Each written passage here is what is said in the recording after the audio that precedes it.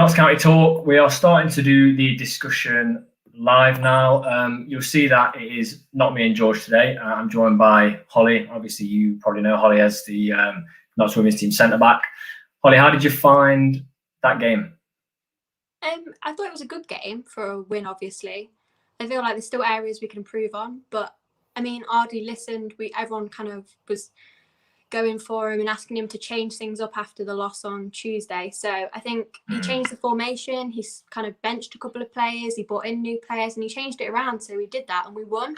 So I know it probably wasn't like the most exciting win, but it's 3 points. And at the end of the day, you just got to get 3 points to get out of this league. It's not like, oh, we did 70% possession and we had 40 shots. It doesn't matter if you had 40 shots if you don't score and if you don't win. So I thought it was an all right performance. Yeah, I don't know. I didn't even know, to be fair, that Reeves was suspended up until it was mentioned. I think it was mentioned by their commentators. Do you think the change of formation was sort of to accommodate O'Brien and team, or do you think he's going to continue this for the remainder of the season? I think it was probably to accommodate Ellis into the team. Oh, yeah. I'm quite familiar with that formation because that's the one we play myself, and I'm normally the right centre back like Rawlinson is, and it works. It really works when you're attacking because you get so many people up top, and if you're kind of playing against a 4-4-2, you've got the overload automatically. And I think Ellis is a good player to have in the team. I thought his performance today was quality. Couldn't really fault it. He won everything. So I think it was to accommodate him and then to allow Miller and Kelly Evans to get forward, because our right left back and left back kind of situation, we've brought in a lot on loan because of injuries.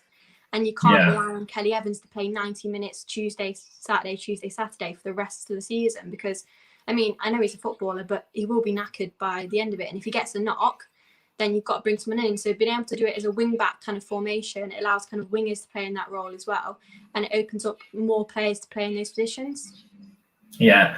Before I just go on the point you just said, if you just joined us, thank you for watching. If you would like to post a question or a comment for either myself or Holly, we'll flash it up on the screen and we'll have a talk about those so you can get involved with us. But going back to what you just said, that you played in that with the three centre-backs. How hard is it for a formation change to take place and then get used to that within, what have they had, 3-4 days? I mean, it's especially difficult for your kind of midfield to adjust of how many players have got in front of them and behind them, because obviously that is the main kind of cog of the team. They get the balls back from defenders and obviously play them forward. So it'd be a huge adjustment to it, but it's no different for the centre-backs. They're a centre-back. There's just an extra one of them. It's actually harder, I think, going back to playing as the two centre-backs when you've played as a three for a long time than it is to say then the opposite way around. And for the wing-backs, it gives them more freedom, but it's just kind of them recognising that they have got the freedom to go forward. I mean, Kelly Evans had a good game today, but I would have liked to see him pushing on a little bit more, because he did have that space in front of him at times, and there was that space on the right for him to do that. So I think it would have been difficult for them to adjust, but they didn't look out of place at times. It was a very kind of solid structure and they all knew their role. It's just when they kind of settle into that kind of formation, they'll be able to play more freely, and there'll be the overlaps and there'll be more kind of moving around instead of the solid structure of it. I really do. I like, as much as we've got the personnel that should really be winning games, we know that. We can't beat around the bush about that. I don't think the recent formations have worked. For me, I want to see this formation stay. And I think we saw it sort of at the start of Ardie's reign, didn't we, last season in the National League, and it wasn't working then. This time I feel like he brings his players in. Dale Kelly Evans and Miller are perfect wing backs. We've got, it just seems the most obvious choice. And like you say, getting those three centre backs, Ellis's throw-ins, I have no clue about. If we can have, like we did today, two strikers, preferably for me it would be Sam and Woodson. Two big strikers with those Ellis throw-ins. I think no one really mentioned anything about Ellis's throw-ins, and it wasn't until the first one in the first half when he threw it straight into the box, and I was like, oh, okay. I had no clue. We can use this. Obviously, the players must have known because they all set back, but it's a kind of exciting thing to have, because obviously we used to have that a couple of seasons ago where you could just throw straight into the box, and it's basically a corner. It's another attacking option. So I think having that, and I think that's why this kind of three at the back works for Ellis, because if Ellis was coming out to take those throws all the time, you then got to bring a wing back in, and then you've not got options down your wing again, and you're very kind of outnumbered at the back if it breaks suddenly. Yeah. Whereas if you've got Rawlinson and Lacey at the back and Ellis has gone forward, or you've sent Rawlinson and Lacey up and you bring Miller in, then you're covered again. So I think it works because that's exactly how we do it on like our team. We have a player who's got a really long throw, and as soon as she goes up, the team just shuffles around and there's no gaps. And you send your big players forwards, and to get on those kind of throw-ins, players aren't going to expect that. And to have our height in our team, I think the Wealdstone commentators kind of picked up on it. We have so many players 6 foot plus, and they're not just 6 foot plus, they're 6 foot plus, and they're built like they can challenge and they can win, as we saw in the first half when Wootton challenged the keeper. We're going to cause problems. Also, the quality of those three centre backs we've got on the pitch as well. They're all starting for most teams in the division. They're starting for probably every side. Ellis has come down from Tranmere. Ellis. Yeah. Rawlinson, player of the season, and Lacey's played in Division 1. Like 100%. He. Well, all three of those would walk into any team. Before we move on, then let's get a question. So we've got Kian says, would you have played Knowles ahead of Effiong, and do you think the 3-5-2 worked? We've sort of brushed over it that we both thought it worked. Personally, I think Knowles would have been better for the press. I think Ardley wasn't happy with how Effiong was playing. And for me, I don't know. I don't see him in training, obviously, but Effiong is not a player that I would expect to be constantly pressing, whereas Jimmy Knowles, I think, would definitely be that choice. So I would have played Knowles ahead. Yeah, definitely. Yeah, I don't know. I think the 3-5-2 did work. The Knowles Effiong debate, I think obviously Knowles has provided us with so many goals this season already, and he's that kind of spark player, like that goal when he kind of ran the whole length of the pitch and beat everyone. He's just got that kind of ignition of pace. But I think Ardley played Effiong today because Wealdstone weren't a big team and he's a physical presence. Like as a centre-back, if you're marking him, you're going to be aware of him all the time. Whereas I think because Knowles is a young player, centre-backs kind of try to bully him.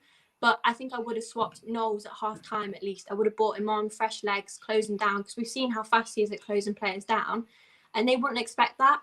And he has got, I think while he's been at Notts, he has got a lot stronger. You can see him kind of battling now and winning more of the ball. So I think he would have done better today. And I don't know if he would have started, but I think he should have definitely have come on at about half-time and changed it up a bit. I'd have actually gone Sam over both.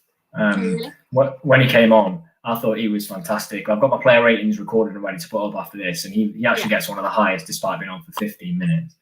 I know it's like a cliche to say with the ball, a bit good feet for a big man, but genuinely he can skin most players in this division. Yeah, definitely. I think when we signed Sam, it was kind of like, oh, we've got like another player who's really tall. Like, what's he going to add? But he's actually very athletic. And like he said, he came on today, he put himself about, he closed down players fast, he got into those positions, he crossed balls, he got into the box, and he did all those things you expect a striker to do. I think with him, it is majorly a massive kind of confidence thing. And I think when he starts, that is a confidence boost to him.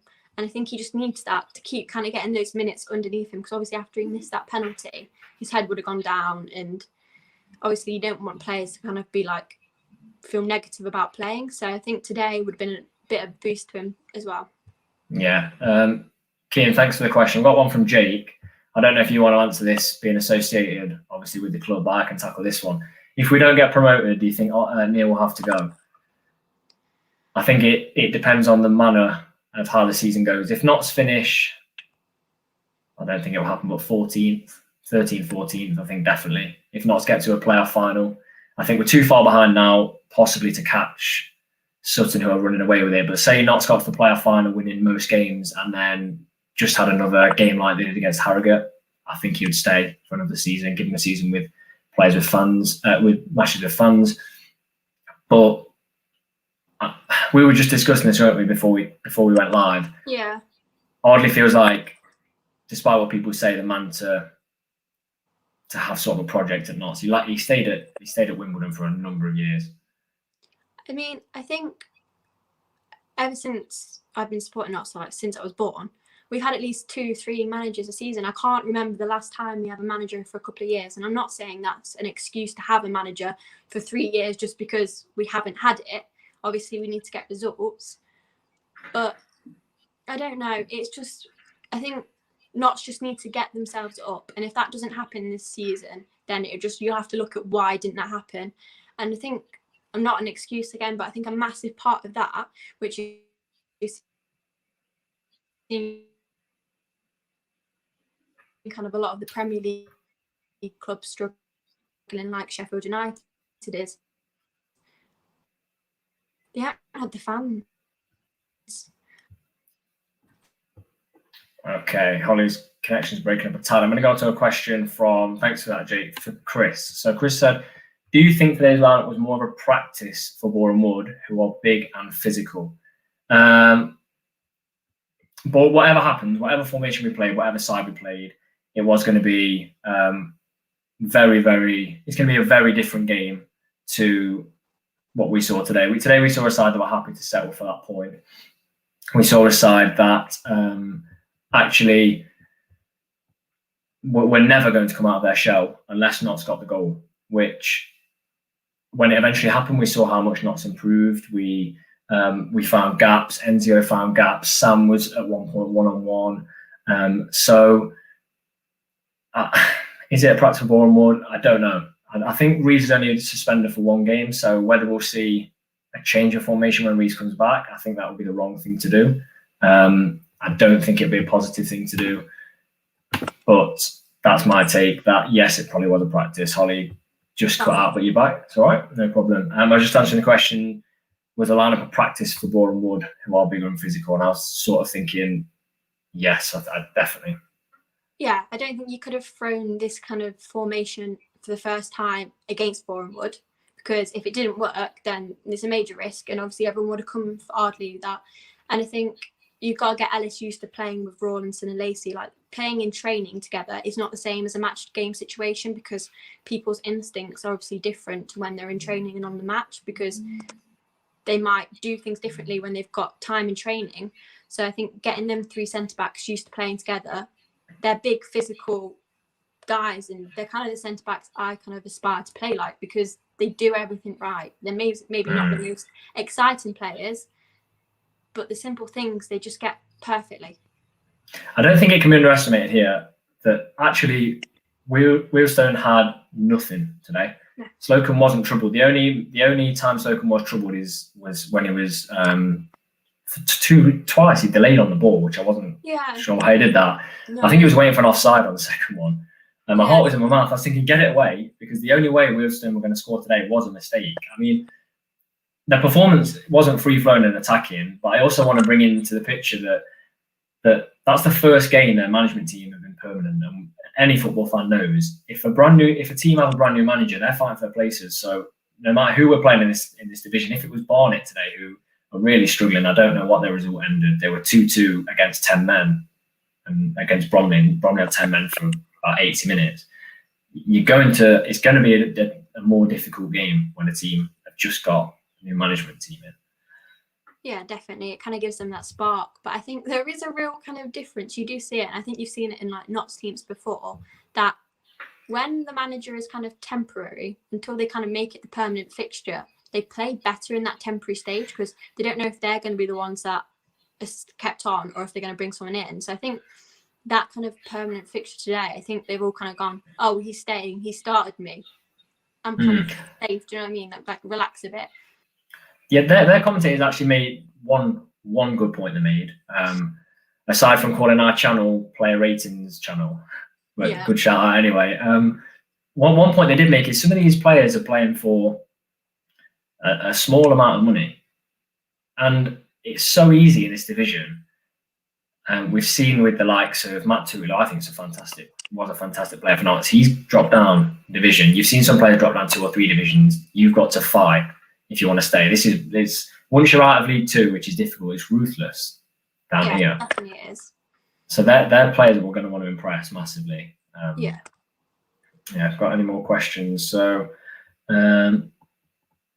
we've got Death Frog, who's already said hello from Canada. Thank you for tuning in. Would it be a better idea just to field the strongest team regardless of the opposition and get some chemistry?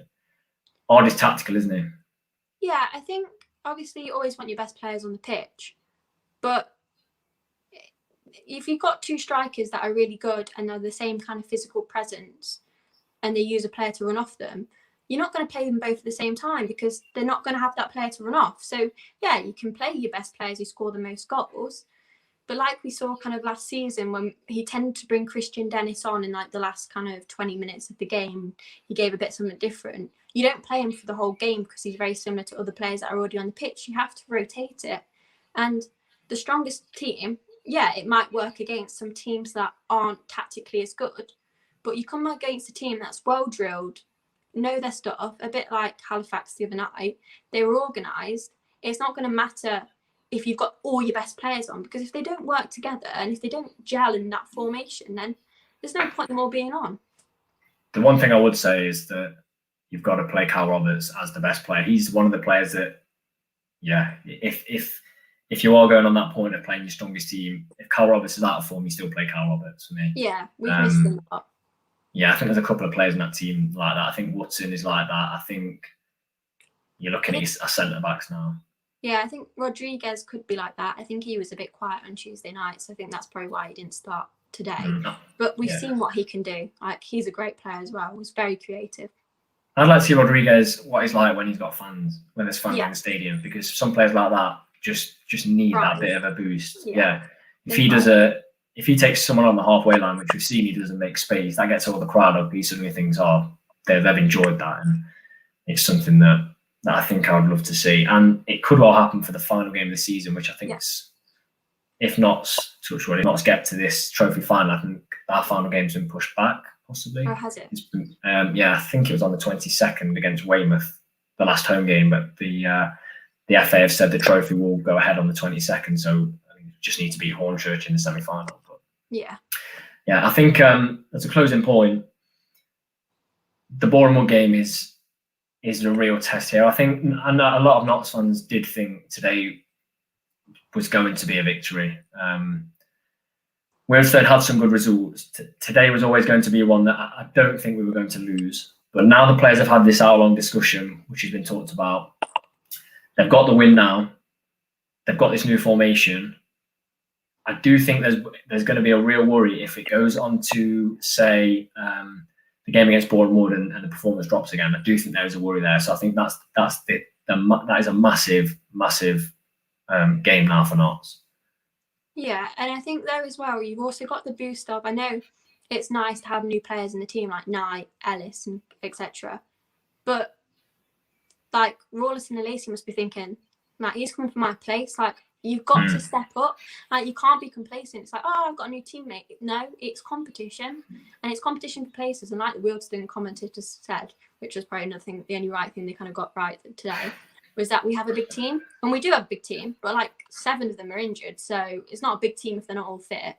But it is competition for places now, and they should be pushing each other even further to just go for it and be the best they can be.